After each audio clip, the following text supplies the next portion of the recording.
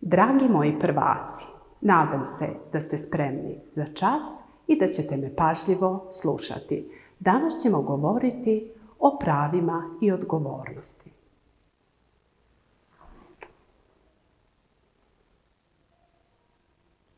Slažem se sa dječjim pravom, pa sebi zakon nalažem, da mislim svojom glavom, da sve slobodno kažem. Imam pravo da živim, imam pravo da dišem. Prirodi da se divim, učim, čitam i pišem. Djeca imaju pravo na školu i na knjige, u njima da nađu radost, a ne velike brige.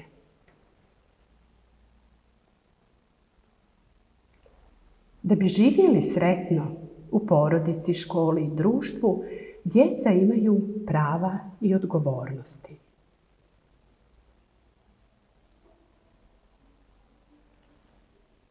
Svako dijete ima pravo da ide u školu. U školi svaki učenik ima pravo da uči. Ali dok uči, učenik ima neke odgovornosti. Zaokružite koje su to odgovornosti. Treba da bude pažljiv na času. Treba da donosi knjige i pribor. Treba da žvaće žvaku na času. Treba da podigne ruku kada želi nešto da pita. Učenik je odgovoran kada je pažljiv na času, kada donosi pribor na času, kada podigne ruku kada želi nešto da pita. Da li učenik treba da žvaće žvaku na času? U tom slučaju učenik koji žvaće žvaku na času nema odgovornosti za školu.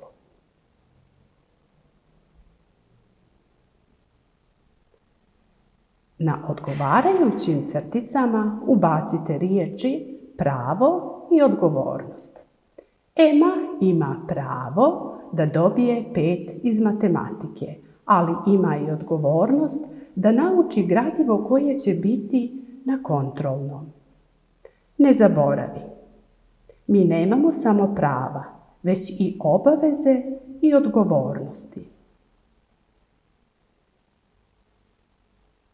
Šta pokazuje slika?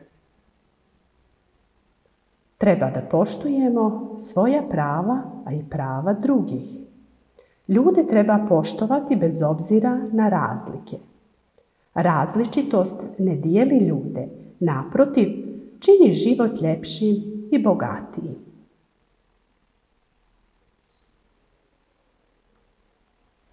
Svako dijete ima pravo da ide u školu. U školi svaki đak ima pravo da se druži i igra sa svojim vršnjacima. Ali dok se druži, učenik ima i neke odgovornosti. Zaokružite koje su to odgovornosti.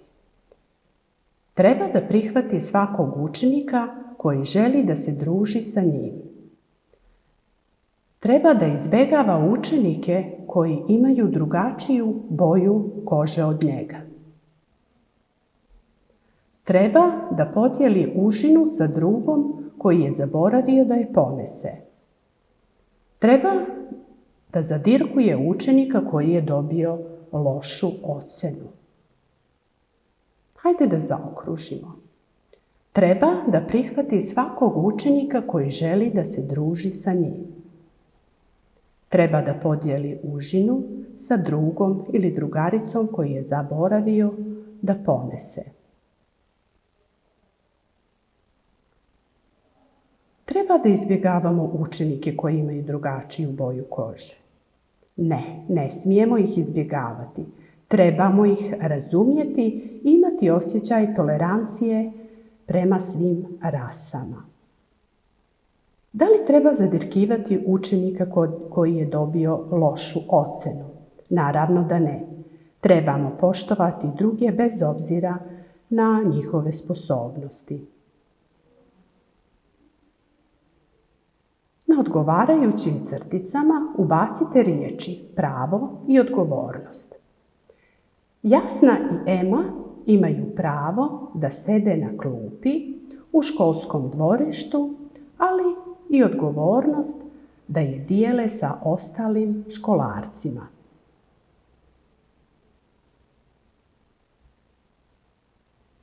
Svako dijete ima pravo da ide u školu. U školi svaki učenik ima pravo da boravi u bezbjednom i zdravom okruženju. Ali, da bi to bio bezbedan i zdrav, učenik ima neke odgovornosti. Zaokružite koje su to odgovornosti. Treba da škraba zidove u učionici. Treba da baca smeće u kantu za otpatke. Treba da se tuče sa drugarima. Treba da pere ruke prije i posle užine. Hajde da zaokružimo. Treba da baca smeće u kantu za otpatke. Treba da pere ruke prije i posle jela. Da li treba da škraba zidove u učionici učenik? Ili da se tuče sa drugarima? Učenici treba da imaju poštovanja za školski inventar i poštovanje i vrednovanje za sve druge drugare.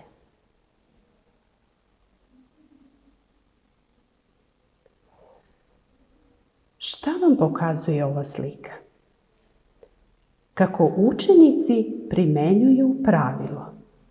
Idu u red 2 po 2 i prate svoje učitelje. Svako dijete ima pravo da ide u školu. U školi svaki učenik ima pravo da odrasli prema njemu odnose se sa poštovanjem. Ali da bi se to ostvarilo, učenik ima i neke odgovornosti. Zaokružite koje su to odgovornosti.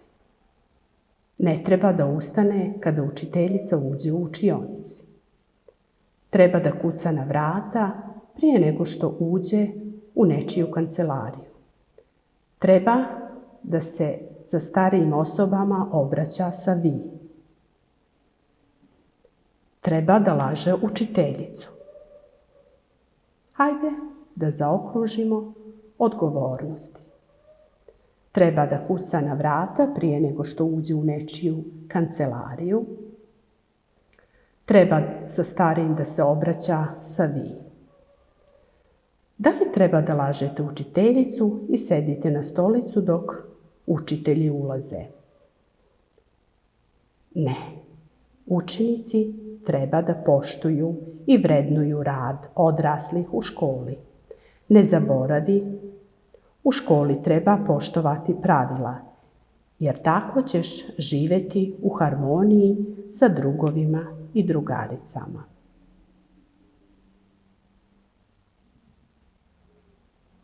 Na odgovarajućim mjestima na crticama ubacite riječi pravo i odgovornost. Denis ima pravo da učiteljica ne viče na njega, ali ima i odgovornost da ne prekida učiteljicu dok ona govori. Domaći zadatak: napišite zašto je važno da se učenici druže u školi.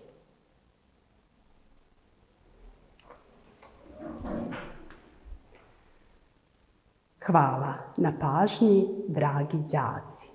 Budite mi zdravi, vrijedni i veseli. Pozdravlja vas vaša učiteljica.